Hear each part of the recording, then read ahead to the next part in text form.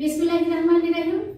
নবম শ্রেণীর সকল শিক্ষার্থীবৃন্দকে আমি শেখদি আব্দুল্লাহ মোল্লা স্কুল অ্যান্ড কলেজের পক্ষ হতে নওরিন সুলতানা আখন্দ আজকের অনলাইন ক্লাসে স্বাগত জানাচ্ছি। আশা করি প্রত্যেকে ভালো আছো। শিক্ষার্থী বন্ধুরা, আমি তোমাদের জন্য গণিত বিষয়ের উপরে আরো একটি ক্লাস করব। আজকে আমাদের আলোচ্য টপিক হচ্ছে বীজগণিত অংশের অনুশীলনী 13.1। তো আমরা ক্লাসটি শুরু করি, চলো। তোমরা প্রত্যেকে তোমাদের বইটি এবং খাতা কলম নিয়ে তৈরি হয়ে যাও। স্টুডেন্টস, আমি তোমাদের জন্য 13.1 এর উপরে প্রিভিয়াস কয়েকটি লেকচার দিয়েছি, তারই ধারাবাহিকতা আমি আজকে আরো একটি লেকচার দিতে এসেছি। তোমরা খেয়াল করো। আজকে আমি তোমাদের জন্য প্রথম যে প্রবলেমটি উপস্থাপন করছি তা হলো অনুশীলনী অর্থাৎ 13.1 এর 15 নম্বর। তোমরা প্রত্যেকে দেখো, 15 নম্বরে বলা হয়েছে, তোমরা তোমাদের বইতে দেখে দাও। 15 নম্বরে বলা হয়েছে 9 + 7 + 5 + ধারাটির প্রথম n সংখ্যক পদের যোগফল -144 হলে n এর মান নির্ণয় করো। স্টুডেন্টস, আগে আমরা একটু প্রশ্নটি বুঝে নিই। একটি ধারা উল্লেখ করা হয়েছে, এখানে বলা হয়েছে কি ধারাটি, এখানে কিন্তু দেওয়া আছে যে ধারাটির প্রথম n সংখ্যক পদের সমষ্টি বা যোগফল -144। তাহলে এই যে প্রথম n সংখ্যক বলা হয়েছে সেই n এর মানটি আমাদেরকে নির্ণয় করতে হবে। তাহলে আমরা এখন কি করে নিতে পারি? ধারাটি আগে তো অবশ্যই তুলে নিতে হবে এবং এই ধারাটি থেকে কি কি দেওয়া আছে তাও আমরা এখানে দেখে নিতে পারছি। তাহলে এখানে আমাদের ধারাটি আছে এবং প্রথম n সংখ্যক পদের সমষ্টির মানটি দেওয়া আছে। তাহলে আমরা এখান থেকে এই কাজগুলো করে নিতে পারি কিনা দেখো তো। আমাদের প্রশ্নটি হলো 15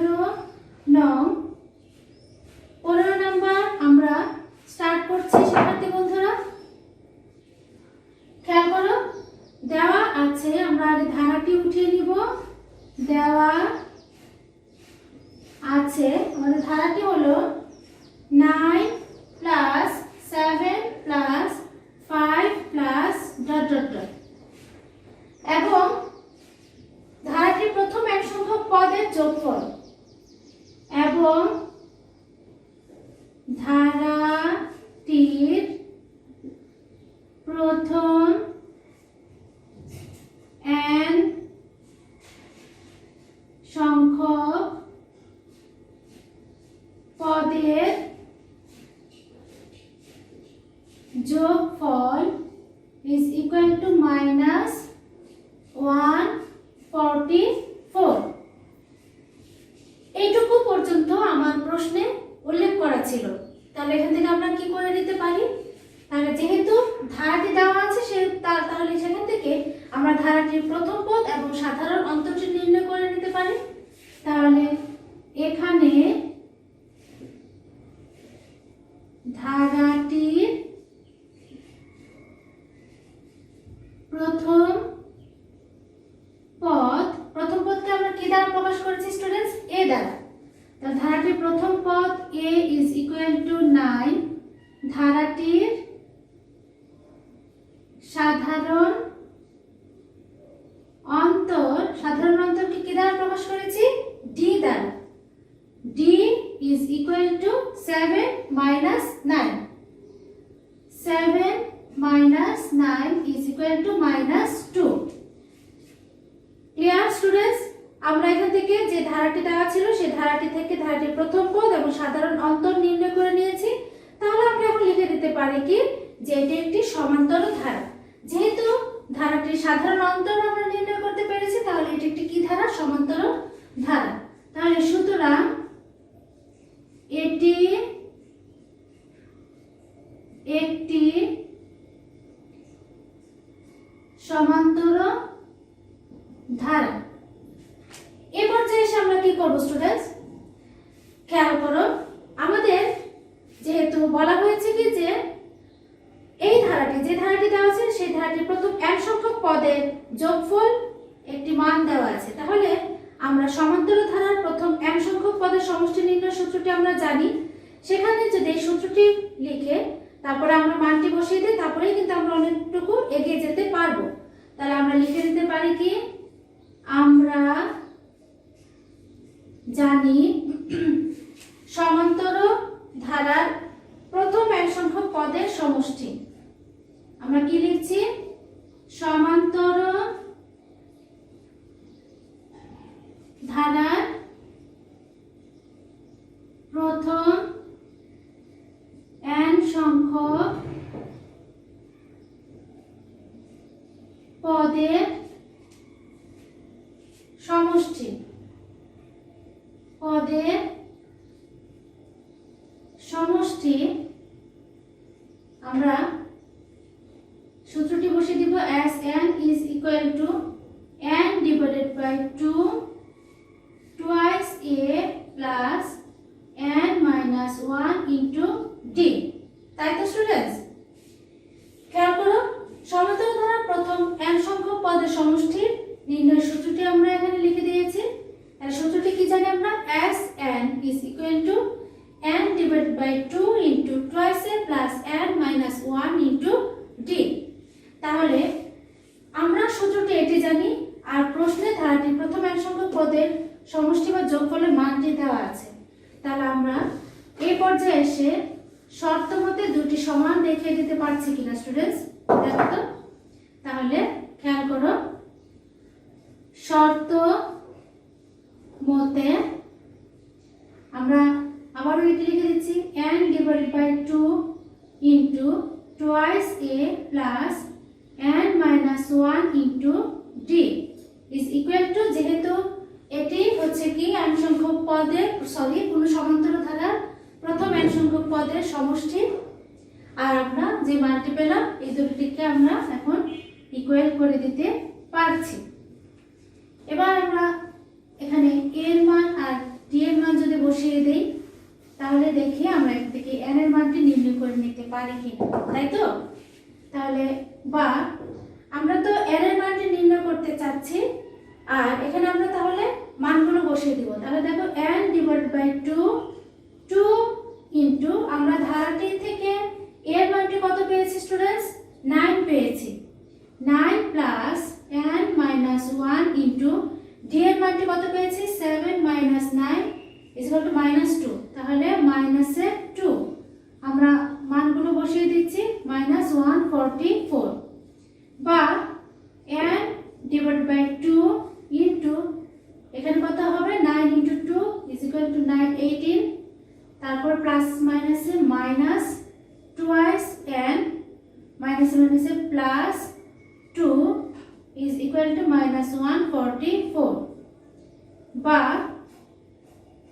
n divided by 2 18 plus এখানে খেয়াল করো students, 18 plus 2 is equal to 20 minus twice n is equal to -144 বা n divided by 2 into এই ব্র্যাকেটের ভেতর থেকে আমরা কি করতে পারছি, 2 কমন নিতে পারছি। তাহলে 2 যদি কমন যায় তাহলে আমাদের থাকছে কত, 10 minus n is equal to -144। 2 কেটে দিতে পারছি, বা n into 10 minus n is equal to -144। আমরা এখানেও করে দিতে পারি, খেয়াল করো, বা এখানে 9 দ্বারা আমরা গুণ করে দিব। তাহলে আমাদের কি হবে, 10n minus n square is equal to -144 বা -n square plus 10n plus 144 is equal to 0। -144 কে যদি আমরা পক্ষান্তর করে দিই তাহলে এটি +144 হয়ে যাচ্ছে। এবার এসে আমরা কি করব, যে মাইনাস কমন নিব। তাহলে মাইনাস কমন নিলে কি থাকবে, n square plus 10n n square minus common নিচ্ছি আমরা, তাহলে এখানে মাইনাস আসবে, -10n -144 is equal to 0 বা স্টুডেন্টস আমরা এখানে এসে আমরা মিডল টার্ম ফ্যাক্টর করে দিতে পারি। তাহলে মিডল টার্ম যদি করি 144 কে যদি আমরা লসাগু করি উৎপাদকে ভাঙাই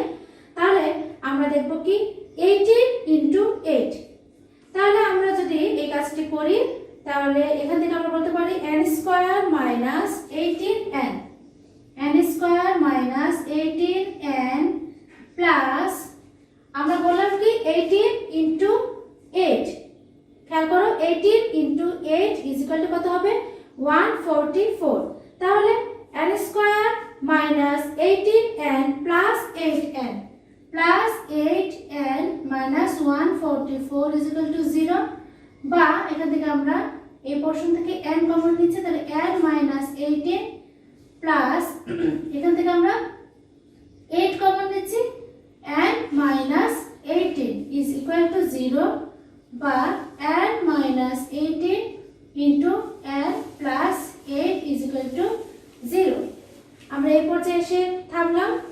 এবার আমরা যে দুটি উৎপাদক পেলাম সেখান থেকে আমরা যাচ্ছি n এর মানটি নির্ণয় করে দিতে।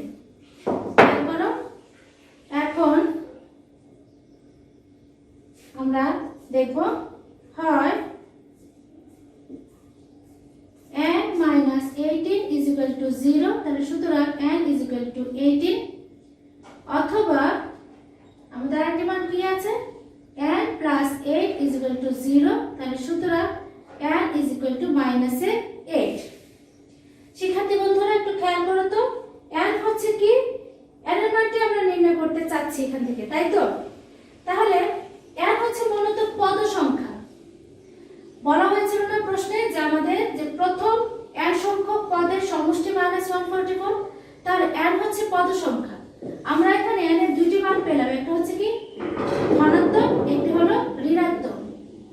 তাহলে আমরা এই ঋণাত্মক মানটি নিতে পারবো না, কারণ পদ সংখ্যা ঋণাত্মক হতে পারবে না। তাহলে এটা আমরা লিখে দিতে পারি যে এই -8 কিন্তু কি হবে, এটি পদ সংখ্যা ঋণাত্মক হতে পারে না, তাহলে এটা গ্রহণযোগ্য নয়, তাই তো শিক্ষার্থীরা? তাহলে আমরা এখানে লিখে দিতে পারবো গ্রহণযোগ্য নয়, কারণ পদ সংখ্যা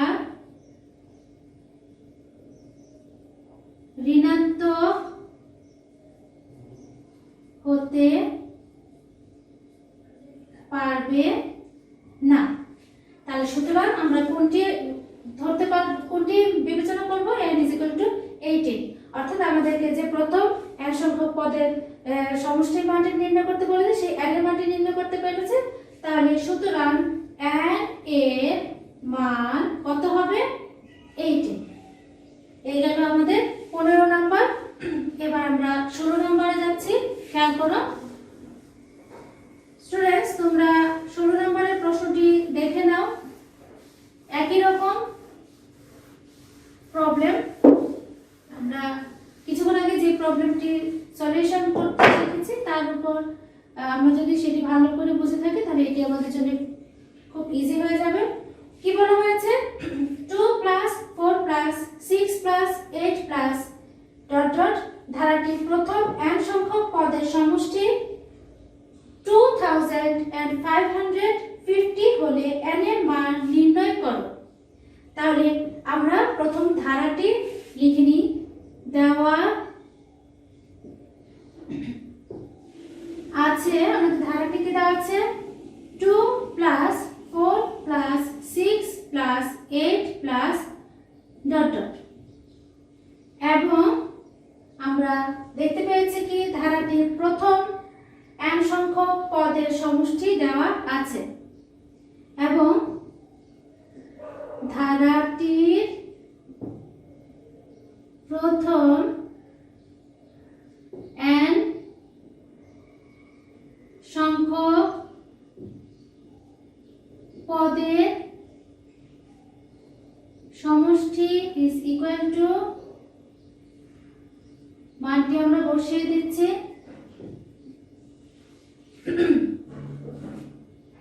আচ্ছা, এখানে আমরা ধারাটির প্রথম পদ দিয়ে দিচ্ছি। ধারাটির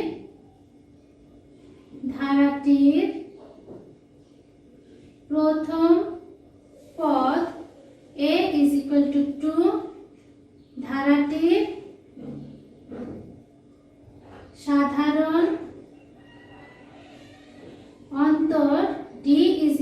করব 4 - 2 = কত হবে স্টুডেন্টস 2।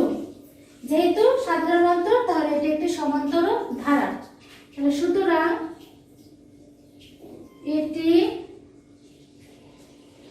একটি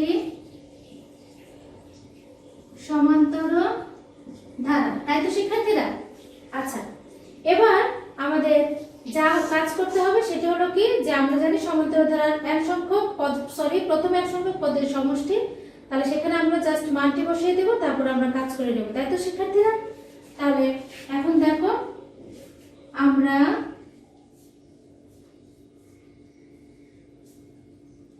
জানি সমান্তর ধারার প্রথম n সংখ্যক পদের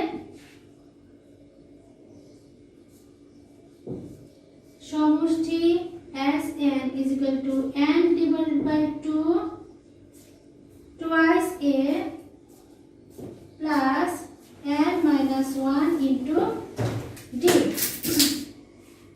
তাহলে আমরা শর্ত মতে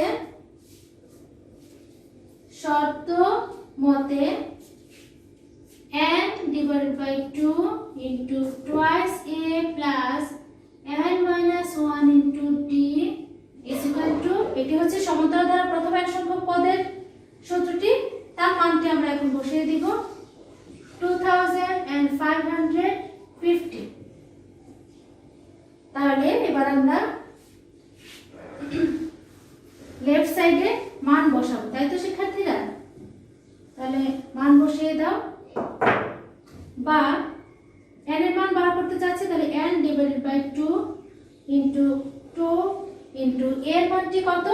আমাদের প্রথম পত্রে দেওয়া আছে 2, সেজন্য আমরা এখানে লিখে দিচ্ছি কি 2 প্লাস n - 1 into d এর মান আমরা কত পেয়েছি 4 - 2 = কত 2। তাহলে এখানে d এর মানটি আমরা কি বসাচ্ছি 2 বসিয়ে দিচ্ছি, তাহলে 2 =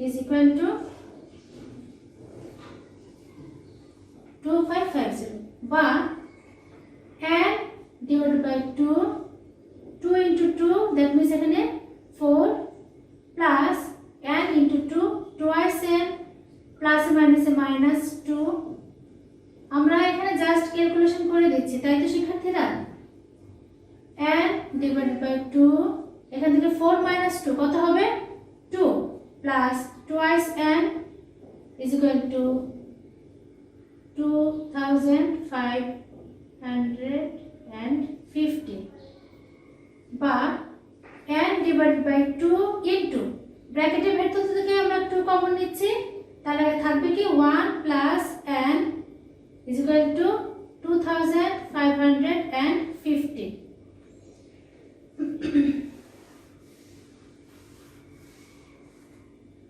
এই পর্যায়ে এসে আমরা 2 কেটে দিচ্ছি, বা n দ্বারা গুণ করে দাও, n × 1 কত n প্লাস n কত হবে n স্কয়ার, আর 2550 কে আমরা যদি পক্ষান্তর করে দিই -2550 = কত 0, তাই তো স্টুডেন্টস? এখানে আমরা মিডল টার্ম একটি রূপ দেখতে পাচ্ছি, তাহলে n square plus n minus, আমরা এখানে কি করে নিব মিডল টার্ম ফ্যাক্টরে রূপান্তর করে নিব। যদি আমরা এটিকে উৎপাদকে বিশ্লেষণ করি, তাহলে আমরা দেখতে পারবো কি 51 এবং 50 কে যদি আমরা গুণ করি, তাহলে এই মানটি আমরা পাচ্ছি। তাহলে আমরা লিখে দিতে পারি কি n square plus 51n minus 50 minus 2550 = 0। Sorry, এখানে আমাদের 50n হচ্ছে, যেহেতু এটি আমরা মিডল টার্মে নিচ্ছি। দেখো স্টুডেন্টস, আমরা জাস্ট এখানে কি করে দিলাম মিডল টার্মের একটি রূপ আমরা এখানে প্রকাশ করে দিলাম। এখানে এই পর্যায় থেকে প্রথম দুটি পদ থেকে আমরা n কমন নিব, তাহলে n প্লাস 51 মাইনাস 50 কমন নিচ্ছি, তাহলে n প্লাস 51 = 0, বা কমন যাচ্ছে কি n প্লাস 51 আনকমন কি n মাইনাস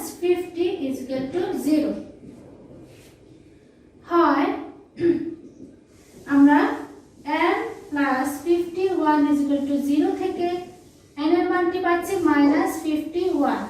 কিছুক্ষণ আগে আমি যে কথাটি বললাম যে পদ সংখ্যা নেগেটিভ হবে না, সেই জন্য আমরা এই -51 টিকে গ্রহণ করতে পারছি না। লিখে দেব কি গ্রহণ যোগ্য নয়, কারণ পদ সংখ্যা ঋণাত্মক হতে পারে না। তাহলে অথবা আরেকটি যে মান রয়েছে n - 50 = 0, সুতরাং n = 50। তাহলে n এর সুতরাং n এর মান কত হলো 50। এই যে আমাদের 16 নম্বরে বলা হয়েছে কি n এর মান নির্ণয় করো, তাহলে n এর মানটা আমরা কত পেলাম স্টুডেন্টস 50। তাহলে শিক্ষার্থী বন্ধুরা, আমি তোমাদের কয়েকটি লেকচারে মোটামুটি ভাবে কয়েক স্টাইলের প্রবলেম উপস্থাপন করেছি তোমাদের জন্য। তাহলে তোমরা এগুলো খুব ভালো করে নিশ্চয়ই বুঝতে পেরেছো এবং খুব ভালো করে খেয়াল করেছো যে আমরা মূলত সূত্র দিয়ে অঙ্কগুলো এগিয়ে নিয়ে যাচ্ছি। আমরা প্রথম পদ সাধারণ অন্তর দিয়ে তারপর সেখান থেকে আমরা n-তম পদের মান এবং প্রথম n-সংখ্যক পদের সমষ্টি দিয়ে মূলত প্রবলেমগুলো সলভ করতে পেরেছি। আমি যে আজকে 15-16 করলাম, এখান থেকে খুব সুন্দর সৃজনশীল হয়। তাহলে তোমরা সৃজনশীলের মতো করে প্রবলেমগুলো ভালো করে প্র্যাকটিস করবে। আজকে তোমাদের জন্য আমি বাড়ি কাজ দিচ্ছি।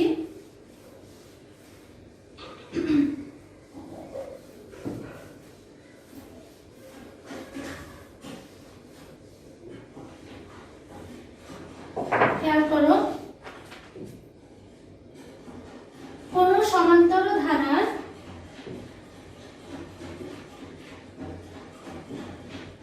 কোন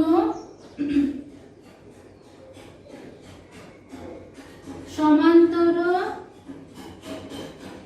ধারার m-তম পদ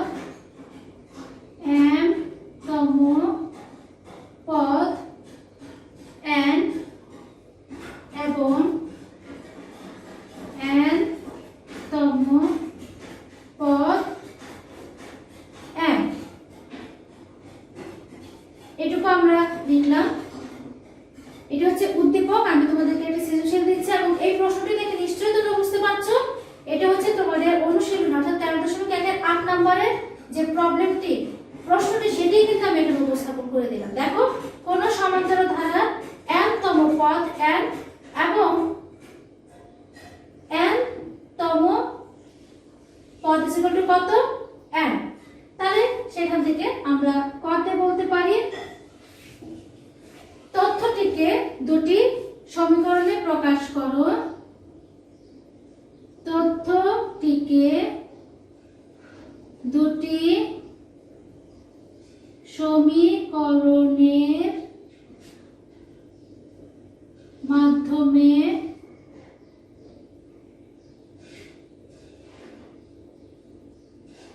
উপস্থাপন করো।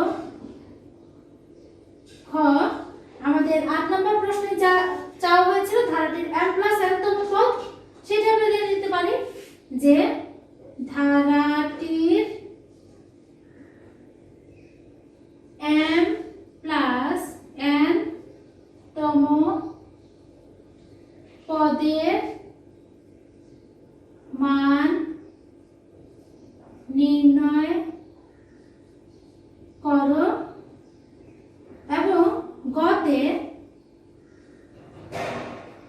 ধারাটির প্রথম m+n সংখ্যক পদের সমষ্টি নির্ণয় করো। স্টুডেন্টস, আমি 8 নম্বরের প্রশ্নের আলোকে একটি সৃজনশীল দিলাম। তাহলে আমি প্রবলেমটি তোমাদের সামনে উপস্থাপন করেছিলাম সলিউশন সহ। তাহলে আমি বলবো যে ক খ এর উত্তর কিন্তু আমি মোটামুটি ভাবে এই 8 নম্বরের মাধ্যমে তোমাদেরকে দেখিয়ে দিয়েছি। আর প্রথম m+n সংখ্যক পদের সমষ্টি মানে কি? আমরা জানি সমান্তর ধারার প্রথম n